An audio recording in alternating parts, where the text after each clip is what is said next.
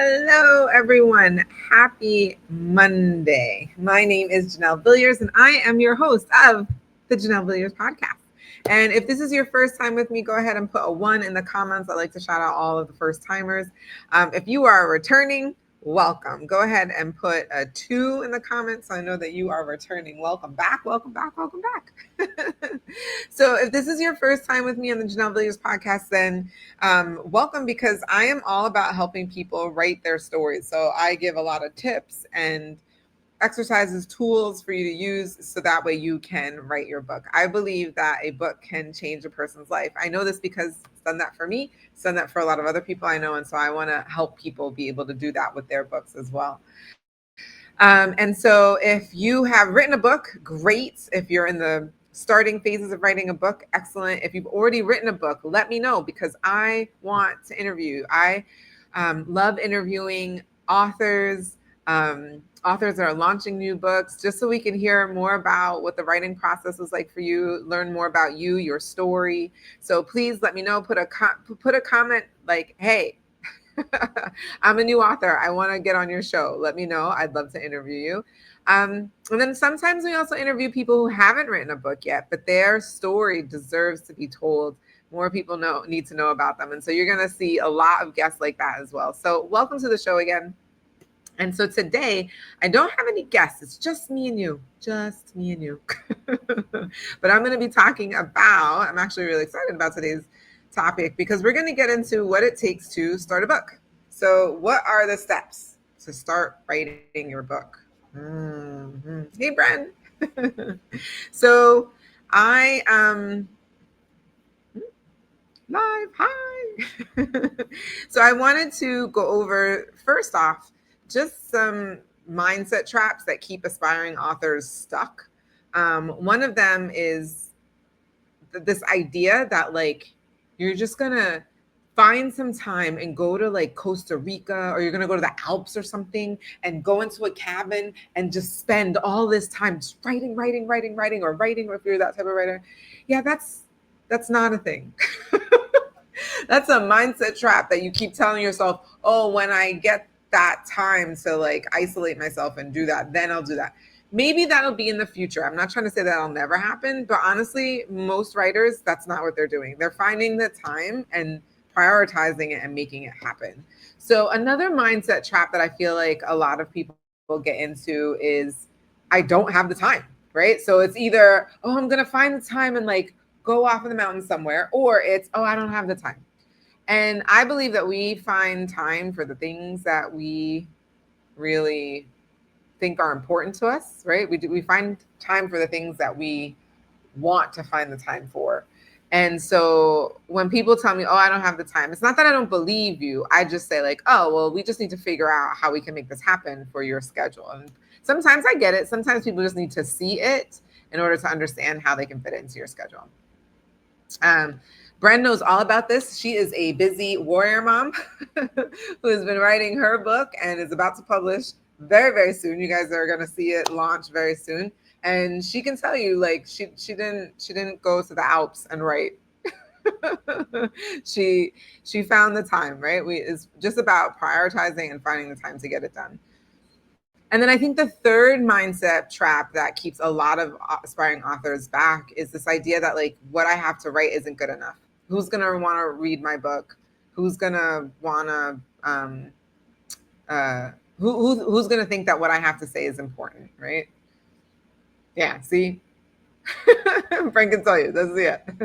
She didn't go to the Alps. We were finding the time in the in between moments, right? All right. So yeah, I think that's the other mindset thing that people think, is that they worry about who's going to read it. Is it good enough? That kind of a thing. And here's what I'll tell you. For this mindset, this is maybe a hack. I hate to even use that word hack. Like, I feel like it's just kind of like a perspective change. Instead of thinking like, who's going to read it? Is it really good enough? Just think that you are writing your book for one person. Just think that you're writing your book for one person. And if that one person is helped or finds value in what you've written, then you've done your job. You've done your job. So instead of focusing on like, oh, who's going to love it, who's going to read it, Don't worry about that. Just think about the one person who this is for. And that usually ends up being super, super, super helpful. Okay. So those are some of the mindset stuff that I just wanted to get through. I think a lot of time we get trapped in that, and then authors never follow through and actually write their book. So once you kind of take your perspective back from those traps, I think the next thing that people have is they're like, all right, well, like, how do I even get started? I have all these ideas in my head. I have lots of projects or lots of book ideas. Like, which book do I even start with? And so I love using my book blueprint as a way to get us started. And so if you're coming to my masterclass tonight, you're gonna do it with me. We're gonna do it together. But just as like a Cliff Notes version for you guys, what it is I ask people, okay, your book is out. You're a best-selling author. You have a line of people really excited to get a signed copy of your book, right? It's super successful. People are coming up to you and they get to the table and you're signing and they're like, thank you so much for writing this book. It helped me so much, right? Like, you're super happy, they're happy, everyone's happy. But I want you to think, what are the top 5 key points or lessons that you want your reader to take away with them after they read your book? Top 5 things that you want them to take away, a lesson, key points, whatever that is, after reading your book. And once you figure out those 5, I mean, this usually takes people about anywhere from 10, 15, sometimes 20 minutes if they really are like getting into it. But like, really and truly think of your 5. And then after that, if they, you know how people's attention spans are small. So if they don't come away with 5, what if they only come away with 3? Of those 5, what are the top 3 that you want them to walk away with? And then I'm going to challenge you even further. Out of those top 3, what's the number 1 lesson, key point, goal that you want them to understand or walk away with after reading your book? And that is now your true north. That's kind of like your anchoring. You know, like, okay, this is what I want people to get out of it. And now I want you to think of, what are some stories that I could share that would illustrate these points? What are some stories that I could share that would illustrate these top 5 key points? And now once you start thinking of those stories, that becomes your outline. You're like, okay, I want to tell this story. I want to tell this story. I want to tell this story. I want to tell this story, right? And you're like, oh, okay. So now maybe each story becomes its own chapter. Or maybe you have a couple of stories in one chapter. But the idea is now you start to like fill in the blanks as to like what you're going to write. And maybe you've already written some stuff and that's okay. But now you can kind of order it in a way that makes sense, because you're like, oh, yeah, because this story I will keep, but this one I won't, because it doesn't really help with illustrating any of the top 5 key points. So this is honestly, my book blueprint is where I tell everybody to start. It also helps if you have multiple ideas, because once you start thinking, well, what do I want the reader to get from my book? Then once you get clarity on what you want the reader to take away from your book, then you get really clear on as to which project you want to work on. I find that really helpful. Okay. So good. I'm so glad you're getting so much insight, friend. I have found this really helpful. And I'm glad that you have too.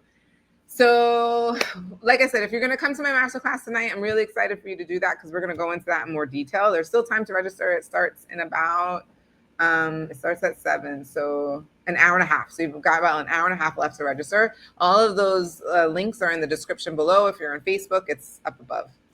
Okay. So the other thing I wanted to talk about is how to design your own writing rhythm or routine that fits into your real life, right? So like, even though you have a packed schedule, I get it. How do you create something that fits into your life? So I have a couple of ways in which I like to do this. For some people, they just need to fit it in. And so this means you now need to wake up earlier, 20 minutes earlier, 30 minutes earlier, and you're just going to do that first thing in the morning before the rest of your day gets carried away. And then I get it. I got some night people on here who are like, no, Janelle, I just cannot wake up in the morning. I totally hear you. So you do the reverse. You do it at night. You get like the second wind at night when everybody goes to sleep, and finally you have some time to just focus on what you want to focus on. So do it at night. So you're just going to, instead of binging something or watching something, you're going to actually spend 20 to 30 minutes just writing at night when everybody's asleep and you finally have time to yourself. This is not forever. It's just for a season, just so you can write the book. And then the other method that I highly recommend is called a sprinting method. And so this is when You only write for 10 minutes at a time or 15 minutes at a time. No longer than that. It's either 10 or 15.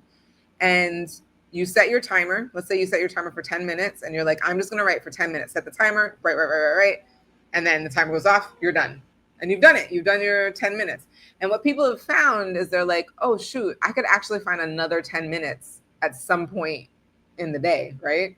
Some point during the day, you can find another 10 minutes. And so next thing you know, you fit in 2 10-minute sprints in your day. And now you've written for 20 minutes.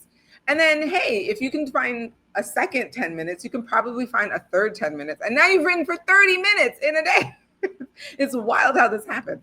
And so the key is with the sprints is that when you're about a minute, when you've got like a minute left, you actually stop writing and then put a note to yourself for what you're going to write during your next sprint. Because during the sprint, you don't have time to be thinking, "Ooh, what am I going to write now? What am I?" No, you don't have time for that. So you got to put a little note for yourself. Okay, the next sprint, I'm going to write X, Y, Z. And then the next time you do your sprint, you're like, "Oh, I'm now writing about X, Y, Z," and then you just write, right? So that way you just know what's happening. So 10-minute sprints. If it's 15 minutes, awesome. Same idea. And the last, you write for 14 minutes, and that last minute, you just tell yourself what you're going to write for the next 15. Same thing usually happens. People do 15 minutes, and they're like, wait, I think I can find another 15 minutes sometime today.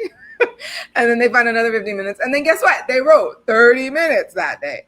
And here's the thing. I think people don't realize it, but if you just were consistent and wrote 30 minutes a day for 30 days, that's 900 minutes, and that's 15 hours. You know that picture that you thought of yourself in the Alps or Costa Rica writing, you're isolated and all that stuff, right? You couldn't find the 15 hours to do that. But if you did it over time in small increments, you could actually make that same 15 hours happen. So that's one of the things. So you can seriously fit in the time to write. You can do it. You can do it. I believe in you. All right. And then the last thing I wanted to talk about is why messy beginnings are actually sacred. I think the other thing that keeps writers from starting is they think that their first draft has to be perfect. And I really want you to hear me on this. It is not. Give yourself permission. If you want, I give you permission to have a messy first draft. Your first draft is all it is getting what's in your head, out of your heart, and onto paper or on the computer, right? That's all this is. It's not going to be perfect. That's the whole point, is that it is not perfect. That is literally the point. So give yourself permission to let it go and just write. Just write. Don't worry about punctuation. Don't worry about grammar. Don't worry about any of that. Just get the thoughts out. That's what's most important. Yeah. That's correct, Bren. That is correct. So, I mean, honestly, and I would even say, like, if you understand that it's actually something sacred about that, because you're doing something really brave, right? You're doing something really brave by like putting all of your thoughts and ideas onto paper. You're like making it real. And I know that can seem really scary. And so the idea of you even writing a messy first draft is actually a very sacred thing.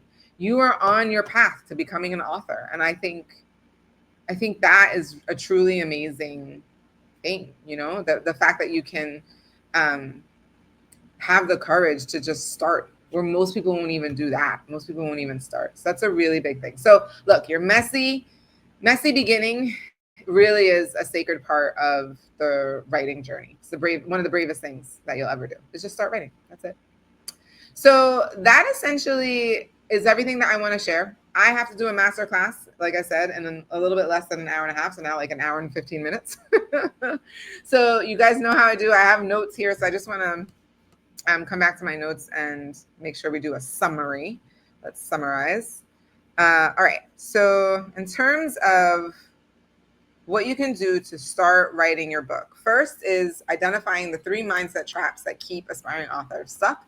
Number 1 is you think you're going to go off somewhere and like put yourself in isolation and just write for hours, days, weeks on end. It's not going to happen. It's not really what it looks like. You just find the time. The second mindset trap is that people think that they don't have enough time. And we just went over how you can find the time. So that is a trap. And the third thing is that no one will want to read your book. that you think it's not good enough. And I challenge you to think of the one person, just think of one person that you're writing to. You're not writing to the whole world or for the whole world. You're just writing for that one person. And that kind of shift in your mindset, I think, will help you move forward to the next steps. So we talked about my book blueprint, where you think about the top 5 key points or lessons that you want the reader to take away from your book after reading it. And that helps you kind of navigate you towards your outline and then figure out exactly what you want to write. And then we also talked about how to create your own writing rhythm. For some people, it's going to be waking up in the morning a little earlier. That was me, by the way. I'm the morning person. So I just woke up earlier. Other people, they stay later. It's not that they stay up later at night. It's just that they like take out the thing that they would have done, like binge watching a show or even reading a book. And instead of doing that, now they're actually writing again for 20 minutes, 30 minutes or so. But it's finding your own rhythm. And then for those that don't have mornings or evenings, we talked about the sprinting method, right? So just setting your timer and only writing for 10 minutes or 15-minute increments. That's it. Just 10 minutes, just 15 minutes. And if you only do one in the day, that's great. But like I said, a lot of times people do one and they're like, I can find another 10 minutes or I can find another 15 minutes, right?